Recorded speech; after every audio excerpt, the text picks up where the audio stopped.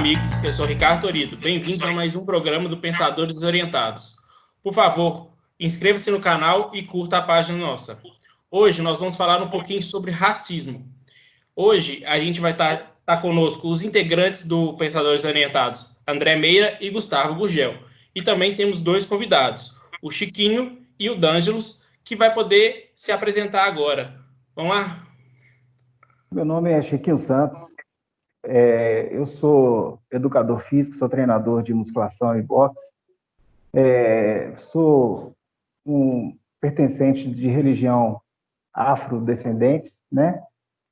E estamos aí para debater sobre esse tema tão polêmico que está acontecendo nesses últimos momentos agora. Boa noite, meu nome é D'Angelos, eu sou graduando em Antropologia e em Biblioteconomia pelo UFMG e estou aí também para poder colaborar nessa conversa aí que a gente vai ter. Muito obrigado por terem topado participar, obrigado por estarem aqui conosco hoje. Gente, eu esqueci de falar, mas o André e o Gustavo, a gente vai deixar um mini currículo deles na descrição para vocês poderem saber um pouquinho deles mais também. Hoje, para a melhor fluidez do programa, nós optamos somente para o André e pelo Gustavo participar. Hoje eu vou estar aqui representando o Estúdio Leste, vou estar aqui somente coordenando a gravação para poder que tudo tudo sair certinho. E eu queria deixar já um grande recado, que é que a equipe dos Pensadores Orientados, ela é contra qualquer tipo de preconceito.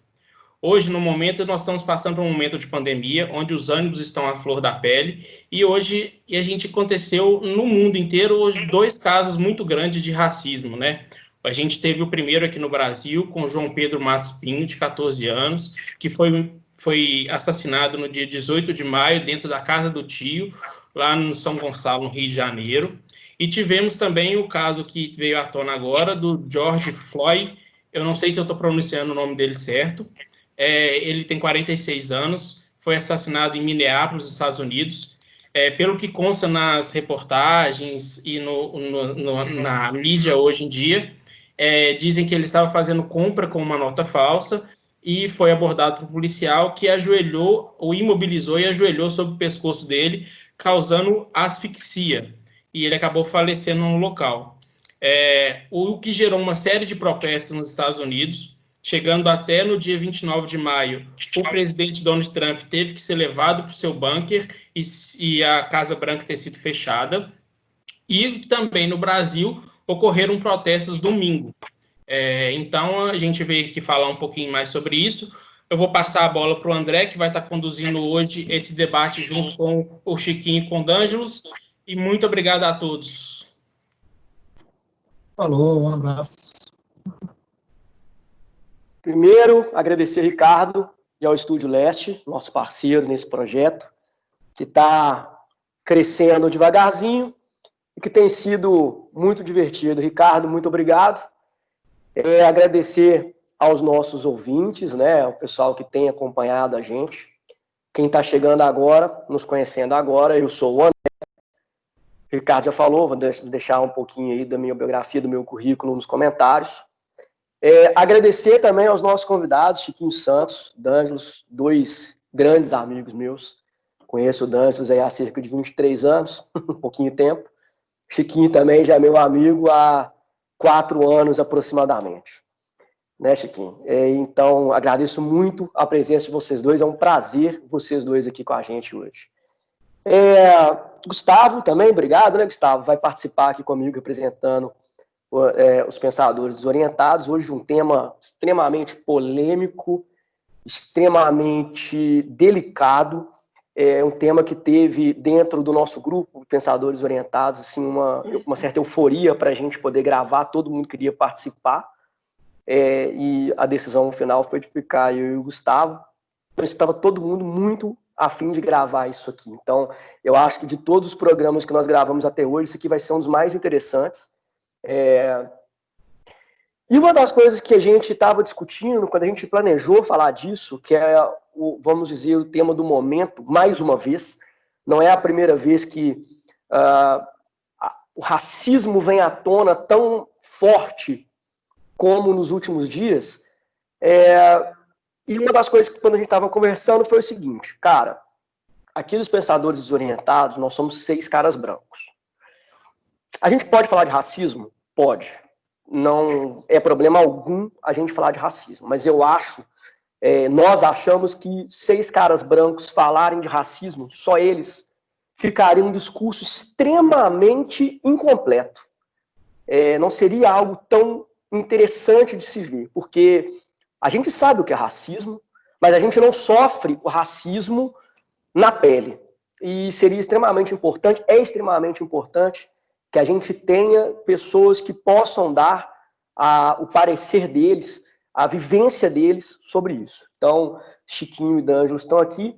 E uma das primeiras coisas que eu conversei com o D'Angelo foi quando eu falei com o D'Angelo justamente sobre esse fato essa dificuldade de 6 caras brancos virarem e falarem. O D'Angelo tocou em um assunto muito crítico que eu vou deixar o D'Angelo falar, que eu acho que o D'Angelo vai explicar isso muito melhor que eu, que é o lugar de fala. Então, D'Angelo, bem-vindo, passa a palavra para você. Ok, André. Então, como a gente estava conversando, a gente tem um problema global, né? Acho que é mundial, sobre tudo ter viés político, tudo ter a necessidade política. Porque o que acontece? Quando todos os assuntos são pautados pela política, qual que é o objetivo do político? É ter voto, cara. O político não quer resolver problema de ninguém. O político quer voto. Então, os discursos acabam sendo distorcidos, entendeu? E aí entra nessa questão do lugar de que é o seguinte, o Estado usa a contracultura para preservar o status quo. Porque quando você pega o conceito clássico do lugar de fala, o que ele é? Que aí a Djamila Ribeiro, que a Djamila Ribeiro trabalha ele muito bem, num livro que tem esse mesmo nome, Lugar de Fala, que é o seguinte: todo cidadão tem direito de fala por ele estar inserido na sociedade, entendeu? Não, como o lugar de fala foi apropriado hoje, o que acontece? Só o negro pode falar sobre questão de racial, só a mulher pode falar do feminismo. Então você não resolve o problema, você não levanta, fica uma conversa dentro de bolha e fica uma espécie de masturbação mental, porque os negros já sabem qual é o problema. Assim, enfim, as mulheres já sabem quais são os problemas. E qualquer grupo, né, os indígenas, enfim, qualquer grupo, ele já sabe qual é a demanda. Então, a ideia é justamente ampliar e expandir. Então, por exemplo, o branco tem um lugar de fala dele, porque ele tem a percepção do racismo. Agora, se não for dado a ele o direito de falar, eu não consigo nem saber se o cara é racista. Por exemplo, que ele vai reproduzir aquilo só dentro da bolha dele, que ele não tem a liberdade de cerceada porque ele não está no lugar de fala dele. Entendeu? Então, o problema que a gente tem hoje é esse. Por questões políticas, os conceitos são distorcidos, entendeu? E aí, na verdade, você está retificando aquilo. Em vez de você estar fazendo a discussão ou acrescentando alguma coisa de novo, você está retificando o mesmo sempre. Porque aí você exclui o lugar de fala do outro. Mas ficou bem claro aí, se ficou bem exposto, mas eu acho que é isso. Ficou. Eu acho que, pelo que você está explicando para a gente, então, para quem está ouvindo a gente, para a gente também, para mim e para o Gustavo, a ideia do lugar de fala é que você dê a fala a quem não está objetivamente no lugar do afetado, mas que ele possa trazer o debate para outros ciclos, não é isso? Que outras pessoas também possam debater aquilo, falar sobre aquilo e entender aquilo melhor. E minha opinião não adianta o negro lutar sozinho ou a mulher lutar sozinha, enquanto quem está por cima do status quo continuar mantendo aquilo ali.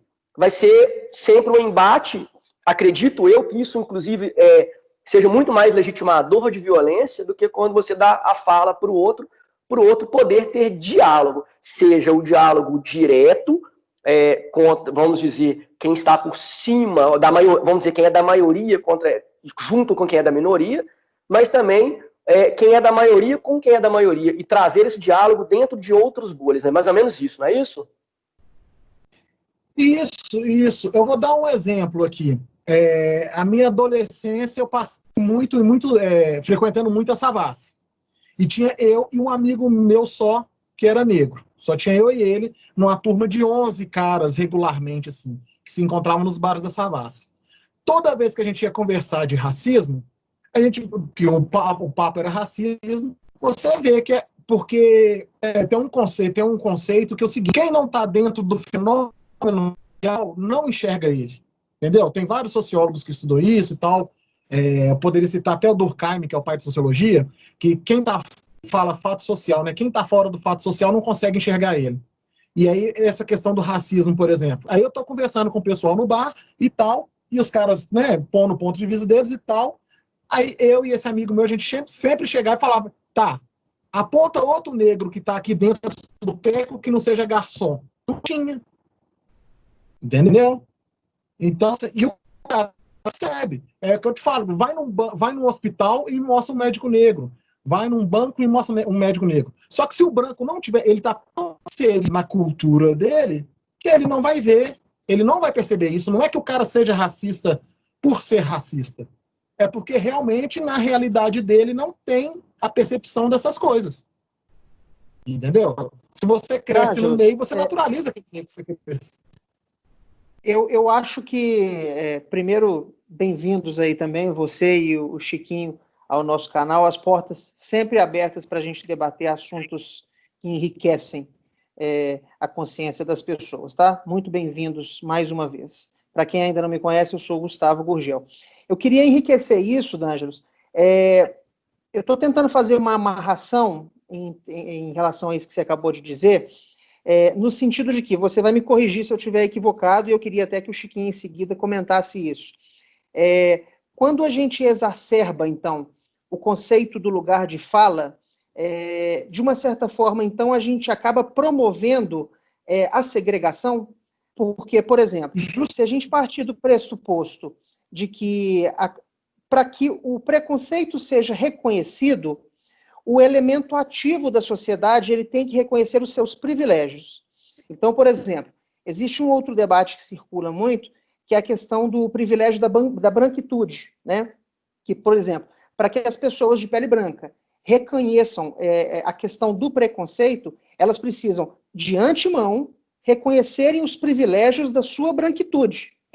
Então, diante dessa circunstância que você está colocando para nós, a exacerbação, então, desse elemento do lugar de fala, ele provoca ainda mais a segregação e não a conciliação de interesses em termos de apagar com o preconceito existente, né? Assim, na verdade, não é que ele aumenta alguma coisa, mas ele conserva o status. Ele conserva o status. A questão é essa. Tudo continua sendo do jeito que é. Porque... Ele não promove a conciliação, então, né? Isso. Entendeu?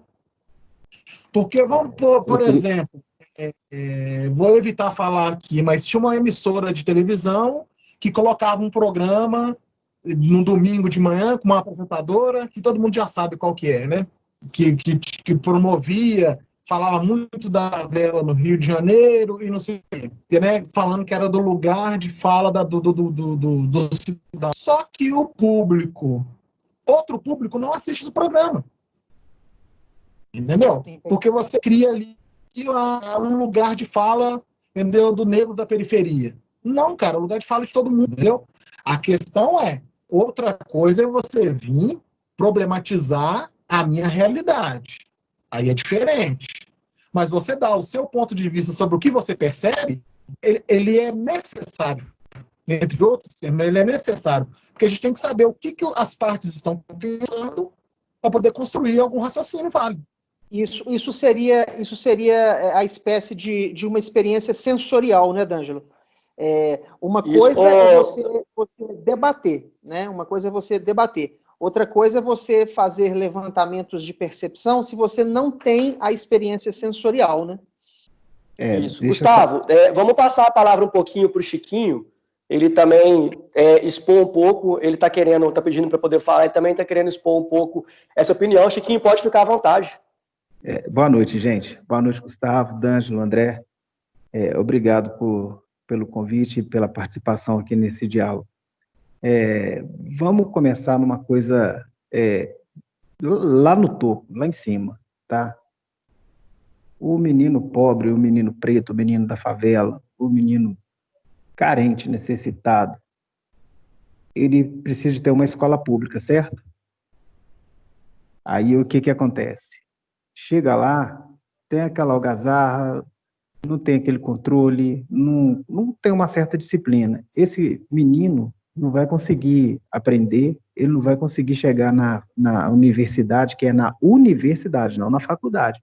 A Universidade Federal é uma continuação das escolas estadual e municipal. Me corrija se eu estiver errado. Só que você chega dentro da universidade, cara, só carrão, só carro bacana. E não é dos professores, são dos alunos, cara. Então, como é que um menino pobre, preto, de favela, vai virar um doutor?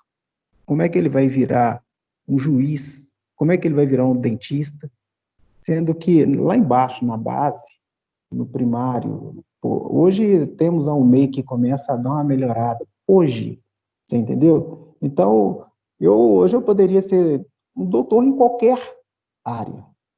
Tá? Se eu tivesse a oportunidade, se meus pais tivessem tido aquelas oportunidades, tá? Se quando libertaram os escravos da época lá, que meus bisavós sofreram, tomaram a chibatada nas costas, se não tivesse colocado eles na rua, não tinha favela, tá bom? Aqui o único lugar no mundo que fizeram isso foi aqui no Brasil. Chotaram os negros, depois de tudo pronto, o café estava plantado, as vacas estavam nos currais, você entendeu? Aí chama os italianos, aí fica fraco, aí fica fácil, quer dizer, você entendeu? Agora, pô, quem é que abriu as estradas para passar os trens? Foi a escravatura, você entendeu? Foi o povo escravizado, tá? Eu sinto muito falar, mas ainda o Brasil tem uma dívida imensa com os nossos negros. Nos jogaram de qualquer jeito, e hoje nós somos sobreviventes. Para eu carregar essa conta, eu hoje ser um Iaú, tá? Um participante de uma religião afrodescendente, quantos que não morreram, tá? Por querer não deixar de ser católico, para continuar tocando candomblé. Hoje, quantas pessoas que existem nos quilombolas, que os quilombolas começam lá de trás, poxa, então assim, a história, você entendeu, do negro é muito sofrida, cara, e não é valorizado. Então, pô, o carro da polícia passa ali, tá o camarada indo pro trabalho com a marmitinha ali, já aconteceu comigo, já mandaram eu tirar tudo da minha marmita para poder ver se tinha alguma coisa lá dentro, não sei o que era, mas eu tive que jogar a minha marmita no chão. Isso já aconteceu comigo, você entendeu? Eu comecei a melhorar minha situação, eu comprei um carro conversível, muito bonito, muito bacana, muito vistoso. Todo lugar que eu ia, eu tirava a capota, ligava o som, eu tinha uma arma na minha cara, dentro da minha boca. Sai do carro, vagabundo. O carro era meu. Eu empresário, comprei o carro com o meu dinheiro, com o meu trabalho, com o meu suor. O documento, ninguém nunca me pediu um documento. Me chamavam de vagabundo, sem saber quem eu era, sem saber a condição que eu tinha comprado daquela propriedade. Você entendeu? A gente vai em loja de shopping. Eu fiquei anos sem entrar no BH Shopping, que toda vez que eu entrava no BH Shopping, vinha uma pessoa andando atrás de mim, um segurança. E, infelizmente, o segurança, negro como eu, mas o cara é orientado, o trabalho é dele, ele precisava daquilo ali. Então, assim, eu acho que o negro tem que parar de ser racista para o negócio fluir, para o branco aprender que nós somos união, que a gente é unido, que a gente tem força, que a gente tem voz, você entendeu? Então, parte de nós, tá? Então, para o cara que morreu lá atrás, eu carrego isso aqui, ó, a minha negritude, tá? Obrigado. Nós aqui agradecemos. Chiquinho falou uma coisa interessante. Gustavo, rapidinho. O Chiquinho falou uma coisa interessante que bate justamente de frente com isso que a gente estava falando do lugar de fala. Chiquinho falou assim, o cara que me seguia dentro do shopping, ele fazia isso porque ele era orientado. né? Então, existe, de certa forma, uma orientação. E essa orientação, ela não é simplesmente organizacional de uma empresa que vira para o seu segurança e fala, segue aquele cara. Mas é uma orientação cultural, sociológica, principalmente dentro da classe branca, que a gente chama de maioria, né? Que é quem detém o maior poder social, dentro da maior parte da sociedade mundial. Então, a gente vê isso que você falou, vai muito bem de encontro com isso que a gente estava falando. E hoje a gente está num período que uma convulsão social, né? Aconteceu o caso do Floyd lá nos Estados Unidos, uma barbaridade, né? Eu queria, até para a gente poder passar essa primeiro tópico, queria que vocês falassem um pouco, eu vou só fazer uma pequena introdução da questão do Floyd. O Ricardo já falou que ele estava com uma nota falsa, né? Supostamente com uma nota falsa, e que a gente não sabe nem se ele tinha o conhecimento de que essa nota era falsa. Quem nunca pegou uma nota falsa na vida? Na verdade? Então o cara foi pego pelo policial, que julgou e executou o Floyd ali por questão de uma nota falsa de $20. Foi uma vida trocada por uma nota falsa de $20, que nem se sabe se o cara carregava.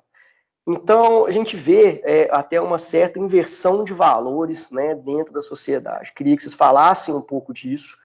E eu acho que essa morte do Floyd, assim como o caso do... Deixa eu lembrar o nome dele, que eu esqueci o nome do menino que morreu aqui no Brasil. Se alguém puder me lembrar, o João Pedro. João Pedro. São mortes que foram emblemáticas, né? Pelo momento, mortes são emblemáticas. Mas que essas mortes, elas são uma peça numa cadeia de um efeito dominó. O que eu quero dizer com isso? São 500 anos, 400 anos de escravidão no Brasil. São centenas de milhares de negros mortos, torturados, escravizados, e isso na consciência do povo negro e de algumas pessoas também, brancas, né? Isso é uma coisa que machuca a memória cultural. Vocês sofrem com isso. O pai de vocês sofrem hoje o racismo, o pai de vocês sofreu, os avós, os bisavós foram escravos. Então, esses dois casos que a gente está comentando, eles são simplesmente duas peças no efeito dominó. Foram caindo peças até virar essa convulsão social. Fala pra gente um pouquinho o que vocês pensam, assim, desses dois casos, né? E como que isso é emblemático para vocês? Como que isso se torna emblemático para vocês? E um pouco de como que vocês enxergam essa ferida cultural. Eu vejo como uma ferida cultural. Vocês enxergam isso também como uma ferida cultural, uma ferida histórica? O Chiquinho chegou a mencionar alguma coisa do tipo. Chiquinho, fala primeiro agora, por favor, e depois D'Angelos fala pra gente um pouquinho. O que vocês pensam mais ou menos dessa linha disso que eu joguei para vocês agora? Ô André, é uma situação complicada. Quem que garantiu que aquela nota era falsa? E quem passou essa nota falsa para esse rapaz? Ele foi julgado ali mesmo. Ele teve uma execução, ele foi executado ali, ele foi julgado e foi condenado ali naquele momento por um policial branco. O cara colocou a mão no bolso e ajoelhou em cima do cara, ele falando várias vezes, estou sendo asfixiado. Você entendeu? E quem é que foi lá? Cadê a nota? A nota não apareceu. Eles falaram que foi uma nota de $20. Até agora eu não vi essa tal dessa nota, cara. E nem sei se ela existe e nem sei se ela é falsa. Então tá complicada a situação. Tá? O menino, não só o menino Pedro, mas quantas crianças que morrem no caminho da escola, o menino morre dentro de casa, alguém passa, dá um tiro. Pra que isso, cara? A situação tá ficando assim, tá ficando complicado. E não só isso, tá? Vocês esqueceram de mencionar quantas mulheres negras que são mortas, são estupradas, são violentadas. As mulheres negras são muito maltratadas no nosso país. elas são desrespeitadas em todo lugar, em todo momento. Você entendeu? Todo mundo olha para ela e acha que são objetos de prazer. Tá? Eu tenho uma mãe negra, eu tenho uma filha negra, eu tenho uma esposa negra, eu tenho irmãs negras. Você entendeu? Então, isso é uma coisa que deixa a gente, assim, numa situação de muita... Não dão emprego para negro, tá? Você pode estar precisando, você chega lá para poder levar o seu currículo com qualificação, eles não te dão emprego, tá? Chega um não negro com menos qualificação e pega o emprego. A minha sobrinha passou isso direto, até que ela começou a trabalhar por conta própria, fazendo salgadinho para poder ganhar a vida. Você entendeu? Então, assim, a minha irmã e a minha outra sobrinha que moram na Argentina, pô, elas passam apertado lá, cara, que os caras acham que elas são propriedade deles. Você entendeu? Então, assim, você tem que estar o tempo todo com a faca na mão, velho. E o tempo todo você tem que estar se defendendo. Pra quê? Pra quê? Você entendeu? Então, cadê o respeito pela pessoa? Não é pela cor da pele. Cadê o respeito pela pessoa? Tá? Nós não somos propriedades de ninguém. Nós não somos mais produto de venda. Tá? Já acabou. Tá? Então, dê a gente o nosso espaço e dê a gente os direitos que nós precisamos ter. Tá? Porque o meu dinheiro, na hora que cai na boca do caixa, ele chega lá sem cor. Ele chega só o valor.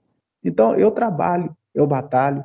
O meu dinheiro não é preto, meu dinheiro não é branco, meu dinheiro não é amarelo, não é vermelho. É o meu dinheiro. Na hora que ele chega no bolso do cara do supermercado, do dono do banco, ele não tem cor. Ele só é o meu dinheiro. Então, se eu trabalho, eu pago meus impostos, eu tenho e mereço ser respeitado.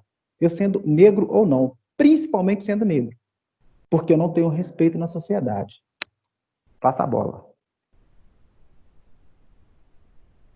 Então, assim, sobre o que o Chiquinho falou aí, não tem nada para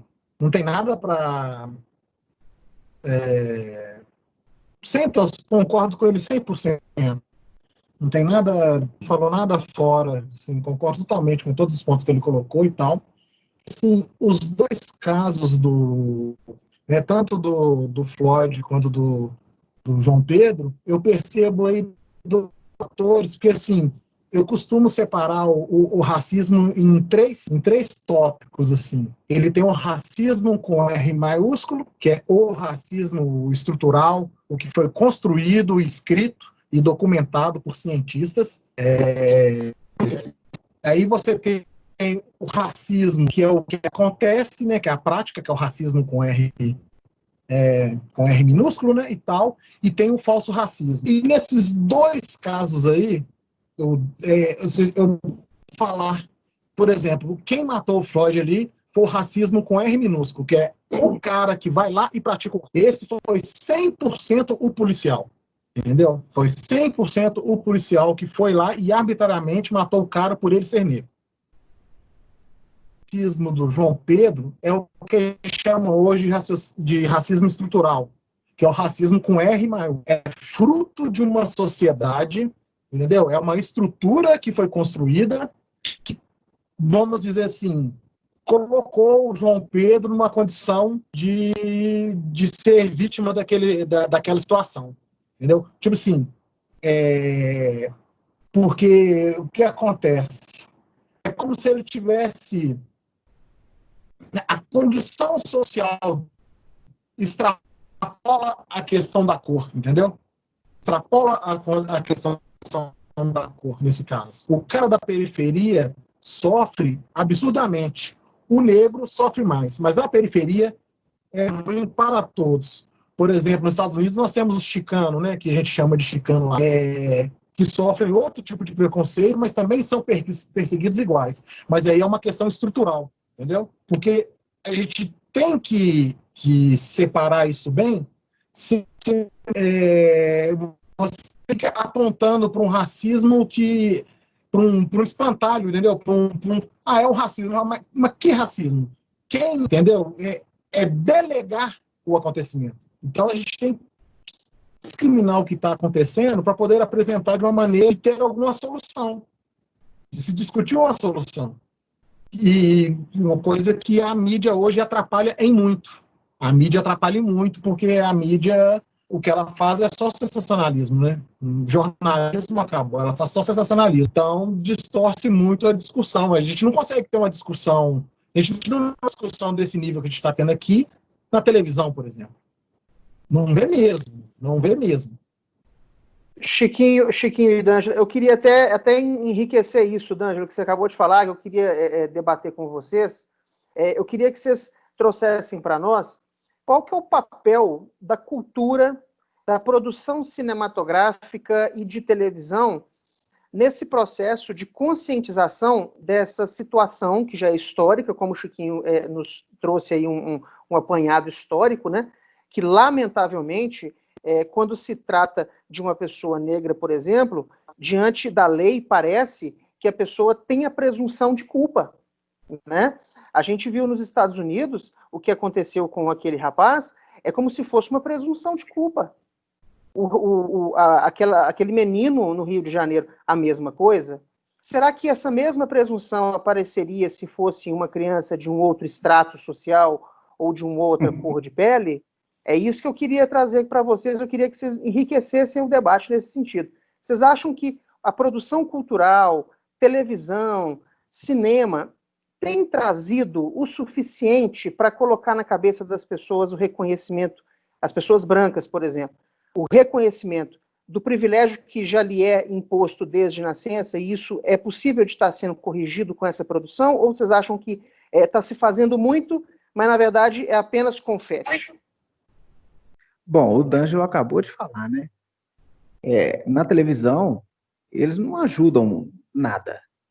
Nada, tá? Então, pô, o preto na televisão, ele é o chofer, ele é a dona que tá lá na cozinha, você entendeu? É o cara que é o serviçal, tá? Ele não é o dono da mansão, tá? Ele não é o cara, o grande empresário, o grande executivo, nada disso, cara. Ele é o subemprego, tá? É aquela ponta que precisa de ter o negro lá na televisão. Não é aquela coisa do papel de destaque. Raramente isso acontece. Isso acontece nos Estados Unidos, que eles fazem grandes produções só com negros. Pantera Negra é um exemplo disso, que estourou de bilheteria. Quando é que vai ter uma coisa parecida nisso aqui, ó, nesse lugarzinho chamado Brasil, tá? Você vai lá, cara, porra, voltando um pouquinho só nessa política, o cara fazia campanha política fazendo arminha, velho. Ou nós negros ficamos aterrorizados. Pronto, bicho, agora a gente vai ser alvo na rua. Eu vou chegar na minha casa, vou meter a chave no meu portão, vou tomar um tiro do meu vizinho. Você entendeu? Dá medo, cara. Dá medo, porque a pessoa, a pessoa estúpida, ignorante, não consegue enxergar Acaba o potencial. legitimando um discurso de ódio, né? Ela não quer saber o seu potencial, cara. Ela não quer saber o que você consegue fazer bem. Você entendeu? E quando você consegue chegar lá, você tem que provar 2, 3 vezes. Não fui eu que fiz, cara. Fui eu. Não fui eu. Você entendeu? Você tem que estar se autoafirmando. Se você é bom, você tem que ser bom 3 vezes ou mais para alguém te dar crédito. Você entendeu? Então, assim, eu já passei por bons bocados já. Você entendeu? Já tive dedo na cara, já tive arma na cara, já tive chute na bunda, o negócio já podia ter feito pro meu lado. Tá? Então eu te falo isso com propriedade, com a carne cheia de cicatriz. Você entendeu? Ser negro no Brasil, eu não sei no resto do mundo, que eu só vivi aqui. Mas ser negro aqui é difícil, cara. É muito difícil. E se eu cheguei, eu não tenho lá muita coisa, não, mas o que eu tenho é meu. Você entendeu? Esse pouco meu que eu tenho foi motivo de muito orgulho, de muito suor. Você entendeu? Porque pela condição social que eu cheguei, eu não sou de Belo Horizonte, a condição social que eu cheguei aqui, que eu me encontro hoje, cara, eu sou um milionário, mas ninguém me deu nada. Eu fui buscar tudo. Foi ralando, foi suando, foi sofrendo, foi sangrando, foi cicatrizando, você entendeu? E o curativo era com sal grosso, tá? Só para ficar bem claro, tá? Isso aí. O negócio é tentar, você entendeu? É derrubar. E toda vez que você cair, pega fôlego. Pega fôlego, quando você levantar, filho, vai levantar um búfalo. E quem é que fica na frente? Eu acho que o negro tem que pensar dessa forma, tá? Quando tentar te diminuir, encolhe. Mas na hora que você explodir, filho, a mola ninguém segura. Tá? Isso é um recado que eu deixo para todo mundo que não pensa, eu não tenho oportunidade. A oportunidade está na tua mão, cara. Você entendeu? Vai buscar. Ninguém vai te dar nada, vai buscar. Seja íntegro, seja honesto, seja humilde, mas não seja bobo. Não deixe as pessoas achar que você é cavalo para montar em você. Esse é o recado que eu tenho para as pessoas negras e para aquelas que acham que a gente não tem capacidade. Nós temos, cara. A gente tem cérebro. Valeu. D'Angelos, Ok. e você? Você acha que... eu queria que você trabalhasse um pouco mais isso, para a gente entender. Você acha, como o Chiquinho falou, você acha que o que está sendo feito na produção artística e cinematográfica, na verdade, não é o caminho, não é por aí? A questão que eu vejo, que a mídia força muito, é a questão do que eu chamo de negro-alegoria. Negro rico que aparece na televisão, ele faz parte do circo, que é aquele circo romano, do pão e circo, ele faz parte do circo. Ou ele é atleta, ou ele é artista, entendeu? Nunca é um... São tão poucos intelectuais que você conta no dedo. Joaquim Barbosa, Milton Santos, se não me engano, é Machado de Assis, que era negro, enfim. Você conta no dedo os negros que são reconhecidos por valores intelectual. O preto tem que ser alegoria. Tem que ser Carlinhos Brown, tem que ser jogador de futebol, tem que ser aquele cara, entendeu? Que aparece como um alívio, quase que praticamente um alívio cômico, assim, como um cara de circense, né? Por isso que eu chamo alegoria, porque é um papel de entreter o povo. E não valoriza essa questão que o Chico falou da inteligência, né? No final que ele falou. O negro no Brasil não é valorizado, não é caracterizado como inteligente, como capaz de um pensamento além do subalterno. Toda vez que você vê um preto... pode ir. Pode falar. Dange, só para reforçar um pouquinho, o filme Besouro. Quem é que falou desse filme? Apareceu Esse filme é aonde? maravilhoso. Esse filme é maravilhoso, Uma velho. produção Ele brasileira é muito fantástica. E, pô, uma lição para muita Chiquinho. gente. Oi. Chiquinho, só para deixar aqui meu parecer, eu acho esse filme sensacional. Eu acho esse filme sensacional. E vou jogar uma ideia aqui. Você continua depois que eu terminar de falar isso, mas vou jogar uma ideia. Os primeiros 3 episódios que nós fizemos aqui no nosso canal, 2 foram de filme. E seria interessante fazer mais episódios de filme. A ideia é muito mais a gente fazer uma análise social. E você falou do Besouro. A gente pegar um filme nacional, um filme que fala de luta, ali tem luta de classe, tem luta de cor, tem luta de tudo. Quem sabe já não fica aí uma ideia, mais uma ideia, a gente tem juntado ideias para gravações, da gente gravar. E quem sabe vocês não participam com a gente de novo. Eu achei a sua lembrança... É isso que eu ia te falar, André. Perfeita. É isso que eu ia te falar. A gente retomar o debate sobre filmes e trazer eles para a gente fazer aquela discussão que a gente fez anteriormente, no início do canal, né? Com esse filme. Certo. Talvez um programa até o próximo agora. Foi uma lembrança maravilhosa. Continua isso a linha de raciocínio. Desculpa interromper, mas é porque eu achei que foi tão pertinente que eu tive que interromper, cara. Porque foi assim, foi muito legal. Continua aí, vai. Então, o que que acontece? A gente tem que, para começar por aí, as escolas de artes, tá? Faculdade de artes, e, se eu não me engano, tem lá em Salvador, cara, que os negros fazem um papel legal lá nas faculdades de cinematografia lá, não sei como é que funciona, não sei como é que chama, eu posso estar falando besteira aqui, mas a divulgação, levar esse negócio para dentro dos guetos. Cadê uma escola de teatro para promover aqui, ó, nas favelas aqui, os nossos meninos aqui, ó, você entendeu? Tirar essa moçada das drogas. Hoje, quem que é a celebridade na favela? É o cara que tem o melhor carro. Quem que é o cara que tem o melhor carro? É o traficante, cara. Você entendeu? Então, nós temos que tirar esse negócio daí. O cara, o bambambam da favela não pode ser o bandido, tem que ser o mocinho, cara. Você entendeu? Tem que ser o menino que, poxa, vai lá na escola, tirou uma nota boa, poxa, pega esse menino, investe nele, dá uma cesta básica para a família dele, você entendeu? Coisas assim que vai acrescentar lá na frente, tá? Dá estímulo para a criança poder estudar, para o menino poder ser a base de sustentação. Pô, o menino tira uma nota boa, chega com uma cesta básica, a mãe dele vai falar o quê? Meu filho, o que é isso? Por que você ganha essa nota básica? Mãe, eu tirei a melhor nota da sala. Você vai estudar, meu filho. Você vai estudar, você está sustentando a casa. Ele passa a ser o pilar. O menino, por tirar uma nota boa, ganhar uma cesta básica, a mãe dele vai querer deixar esse menino ir para a rua, vai deixar que o traficante bota a mão nesse menino? Não vai, cara. Você entendeu? Uma vez eu me arrisquei à candidatura como vereador e esse era um dos pontos que eu queria fazer. Eu, como atleta, eu queria fazer com que o menino que tirasse uma boa nota entrasse numa equipe de competição e com isso tudo o salário do menino poderia ser simplesmente uma cesta básica para começar o assunto, tá? Então, poxa, quem ia ser a celebridade na favela? O menino que tem uma medalha do peito ou o cara que tem uma arma na mão? Você entendeu? O menino que carrega uma caneta ou que carrega um fuzil? Então, nós temos que mudar o conceito, nós temos que levar isso para esses meninos, cara. Você entendeu? E eu espero que isso chegue para muitos meninos de favela, para muitos meninos pretos, para muitos meninos pobres, para todo mundo que quer chegar lá. Você entendeu? Porque, da mesma forma que a gente está aqui conversando aqui, eu gostaria muito que um menino que mora ali no morro, ali, ele não precisa sair do morro, ele só precisa ter qualidade no morro. Eu não sei, eu faço uma comparação dos morros, das vilas aqui do Brasil com a Itália, cara. A Itália é só beco, velho. Olha que lugar maravilhoso que é, tá? Cara, teve um dia que eu tava lá em Salvador e o gás acabou. Era no Natal. Mentira, era no Réveillon. Aí a gente não tinha lugar nenhum para comprar o gás. A gente entrou favela dentro. Cara, a favela em Salvador é a coisa mais linda do mundo. Toda colorida, cheia de fachada. É um lugar lindo, lindo. Eu fiquei maravilhado, assim, que isso, velho.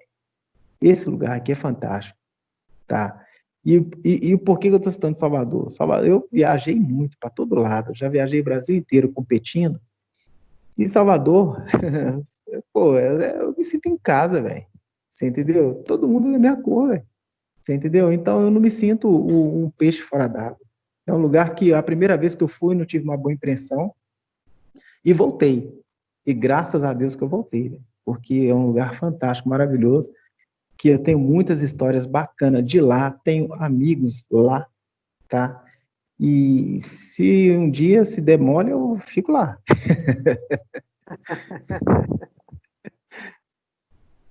Eu queria voltar nessa questão eu achei muito interessante essa questão que o D'Angelos falou, dele contrapor, né, a questão desculpa, do lugar de fala.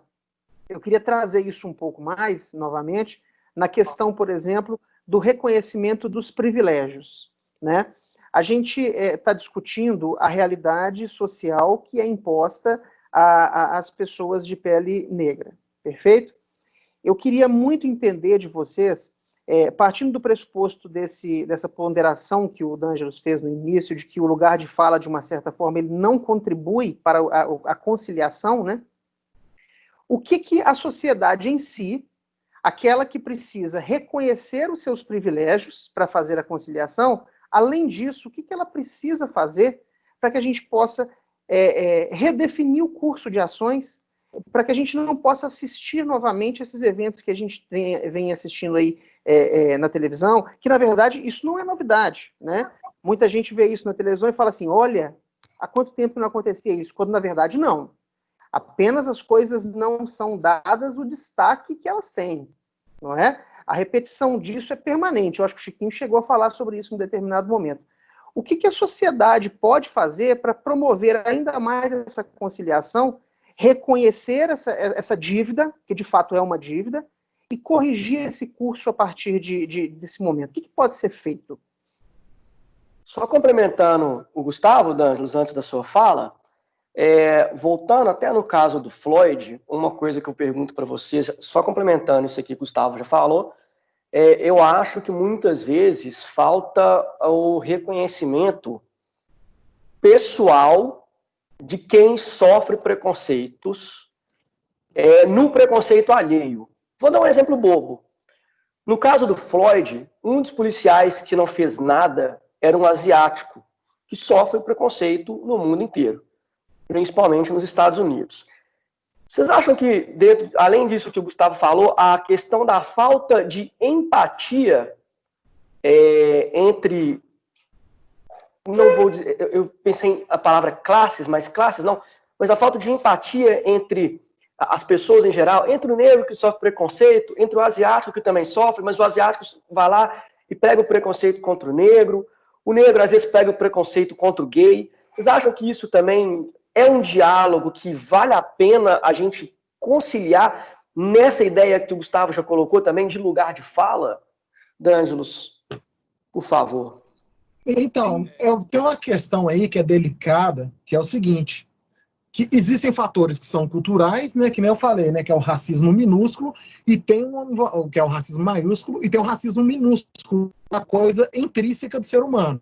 E, por exemplo, a gente sempre puxa para os nossos, entendeu? Por exemplo, num círculo menor, você vai privilegiar um parente seu, entendeu?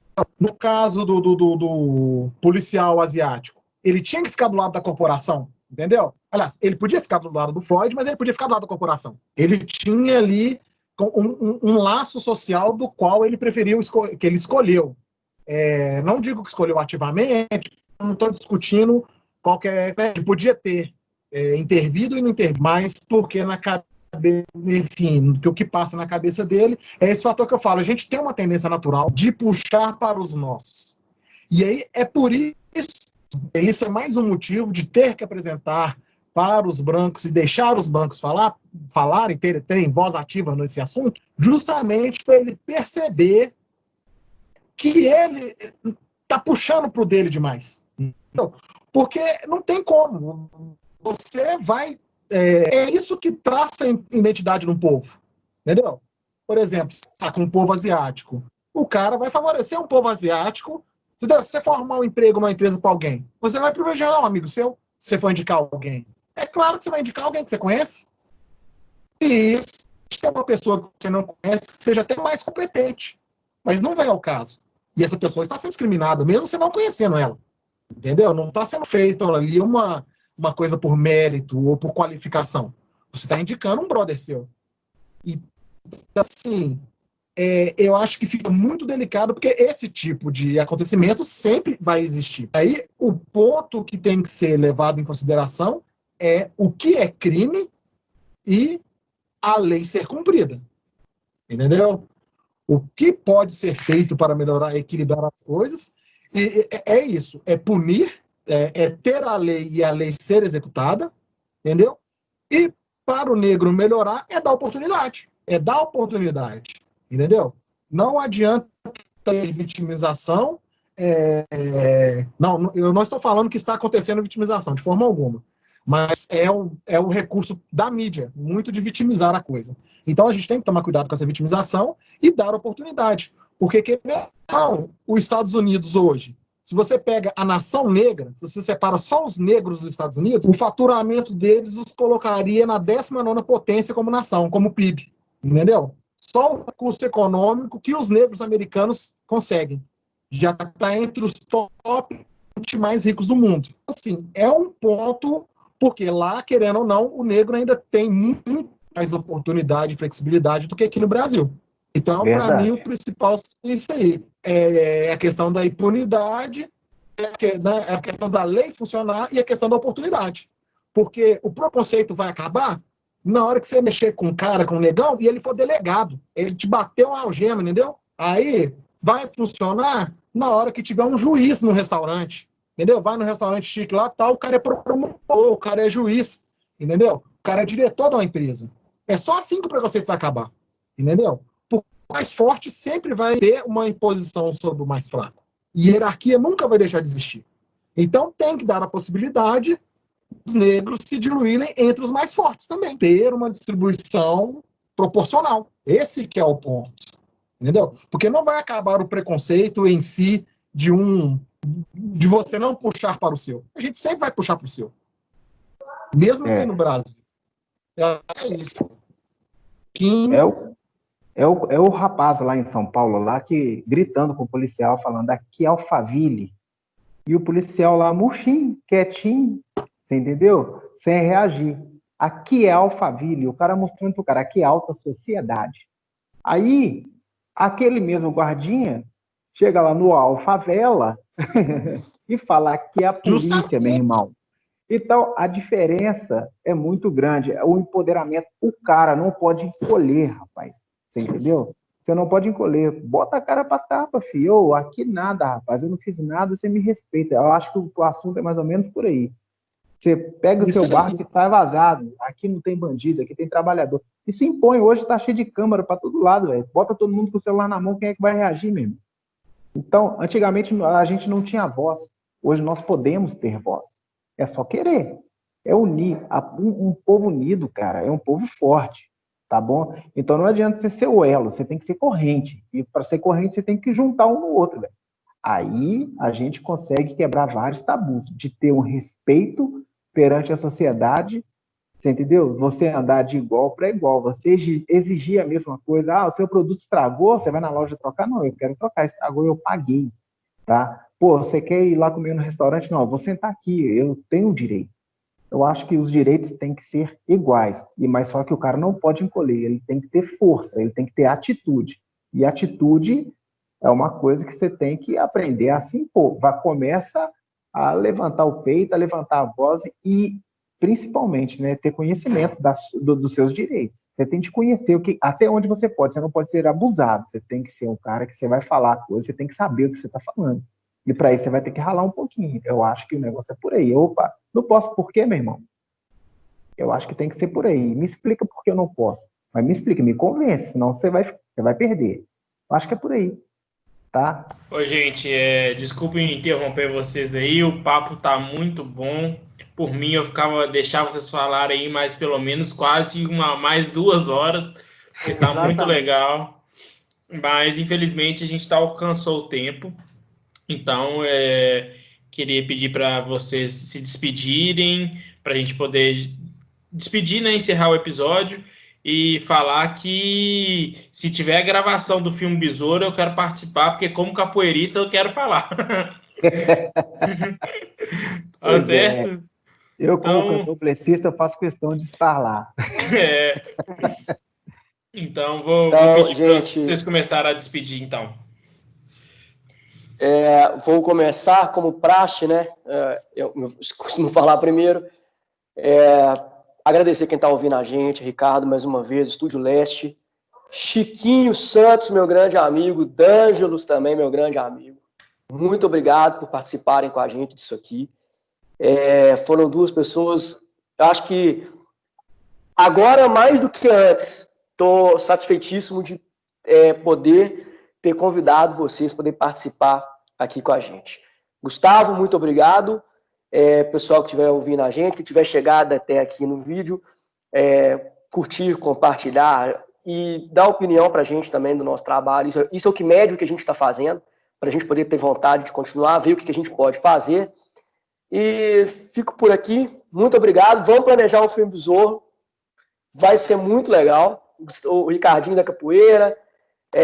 Tem muita história nesse filme. Gente, muito obrigado mais uma vez. Chiquinho e D'Angelos, abraço. Gustavo, passo para você.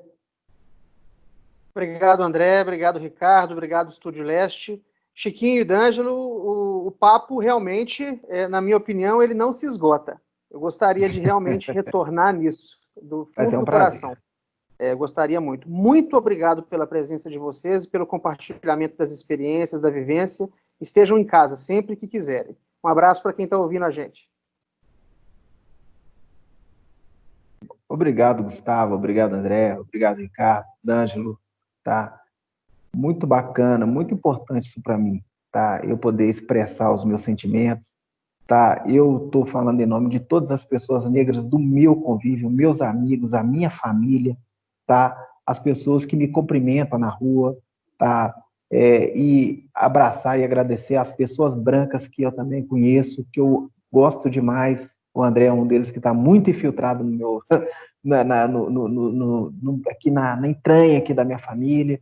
Você entendeu? É uma pessoa que eu tenho um respeito imenso, tá? Vivo aí na sua casa, né? Graças a Deus.